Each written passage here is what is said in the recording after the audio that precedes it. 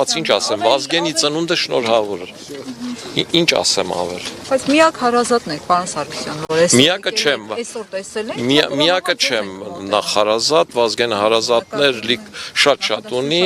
բարեկամների մասով էլ ասել է, որ ամբողջ Սփյուռքն է իր բարեկամն, այնց որ այդտեղ էլ ճիշտ չեք։ Կներեք, հարցազրույց չեմ տա։ Սարգսյանը Արցախ էր ազատագրել, պարոն Սարգսյան։ Դուք այս մասով որ Արցախ չունենք ասելիք ձեր պահվածքն է տա։ Այդ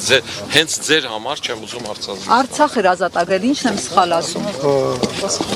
Սխալ բան եմ ասում, պարոն Սարգսյան։ Միանշանակ սխալ բան եք ասում։ Արցախ էր ազատագրել։ Արցախի մասով ես բազմաթիվ անգամներ հարցազրույց եմ տվել։ Արցախից հետո,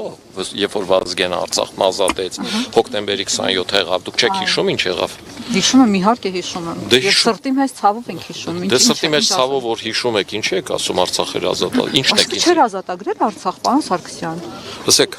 Արցախն ազատագրելուց հետո Վազգեն Սարգսյանի եղբայր Արամ Սարգսյանը անընդհատ պայքարել է, անընդհատ։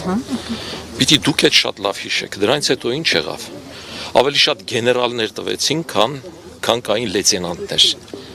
Այդ գեներալները սկսեցին արդեն, չգիտեմ, շատ թանկարժեք մեքենաներով ման գալ։ Հետո այդ գեներալները ու պետական պաշտոնյաները սկսեցին 1000 քառակուսիմետրանոց տներ ունենալ։ Հետո դրանից ավելի բարձր պաշտոնյաները սկսեցին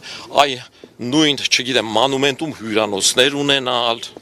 Հետո սկսեցին 5000 դրամով քվե առնել։ Իսկ հիմա իմասով հարցրեք ու ուզում եք։ Մենք հարցել ենք, պարոն Սարգսյան, ինչի չեն աճում այդ նորմերը։ Հիշեցի բազմաթիվ հանցագործություններ, որոնք ասել են։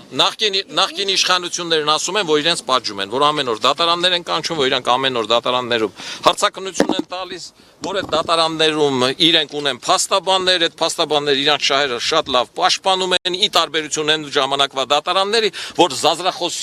զազրախոսության հոդվածով իմ ընկերներից 1200 միտինգի հետևից գողանում տանում նստեցնում են։ Այն ժամանակ այդ դատարաններում ընդհանրապես 301 հոդվածը կպցնում էին վրաս, տունս 5 անգամ բան էին անում, ստուգում էին անցկացնում։ Իսկ հիմի դատարաններում են, այո, այդ բանը անօրինական գույքի բանով դատարաններում չեն, այսօր դատարանում չի առաջին, երկրորդ նախագահը, երրորդ նախագահը։ Ինչ է լինում։ Իսկ դուք ինչ եք ուզում անեք։ Դուք ուզում եք, որ իրենց դատեն։ Մեղադրական ակտ չկա։ Գիտեք, ես դատավոր չեմ։ Մեղադրական ակտ չկա, պիտի դատարանում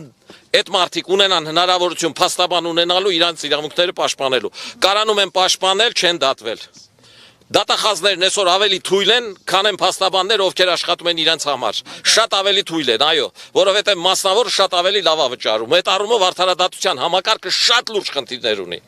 Այս երկրի արդարադատության համակարգը շատ լուրջ խնդիրներ ունի։ Իսկ ընդհանրապես ես խնդիրների լուծումը ոչ թե դատարաններով, դատարանների միջոցով եղածը հետ բերելու խնդիրների նայում։ Ես ի սկզբանե ասել եմ, որ խնդիրները այս երկրում որ չկորցնենք,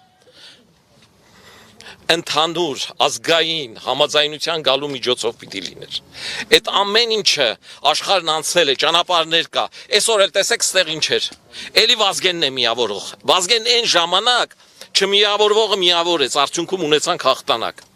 Այ Վազգենը ազատագրեց Արցախը, որովհետև չմիավորվողը այդ երկրապահի 1000 ու մի ջոկատներ գրագետ, անգրագետ կարողացավ միավորել։ Այսօր էլ Վազգենը միավորում է։ Մենք եկել ենք այստեղ, հանրապետականն եկավ, հանրապետականի Տարոն Մարգարյանի հետ, Դավիթ Հարությունյանի հետ ողջագուրվեցինք էլ, բարևեցինք, ով միավորեց Վազգենը։